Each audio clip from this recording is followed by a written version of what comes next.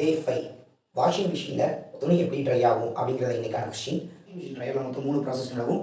மொதல் process centrifugation, ரெண்டாவது process drying, மூணாவது ப்ராசஸ் எவாப்ரேஷன். சென்ட்ரிஃபிகேஷன்றது என்னென்னா, இப்போ நான் வந்து ஒரு கிளாத் எடுத்து இப்படி சர்க்குலர் மோஷனில் சுற்றும் போது அதில் இருக்க வாட்டர் வந்து ஸ்ப்ரெட் ஆக ஆரம்பிக்கும். ஸோ அதுதான் வந்து சென்ட்ரிஃபிகேஷன் ப்ராசஸ்னு சொல்லுவாங்க. ஸோ இது எப்படி ஒர்க் ஆகுதுன்னு பார்த்தீங்கன்னா, சென்ட்ரிஃபிகல் ஃபோர்ஸ் அப்படின்ற கான்செப்டை பேஸ் பண்ணி ஒர்க் ஆகுது. நீங்கள் ஒரு 11th ஸ்டாண்டர்ட் ஸ்டூடெண்ட் இருந்தீங்கன்னா சென்ட்ரிஃபிகல் ஃபோர்ஸ் பற்றி தெரியும். ஸோ தெரிஞ்சவங்க கமெண்ட் பண்ணுங்கள். Second process drying. ஸோ இந்த ட்ரையிங்க்கு வந்து என்ன பண்ணியிருப்பாங்கன்னா, அந்த கண்டெய்னர் இருக்குல்ல, ஸோ அந்த கண்டெய்னர் போர்ஸ் போட்டிருப்பாங்க.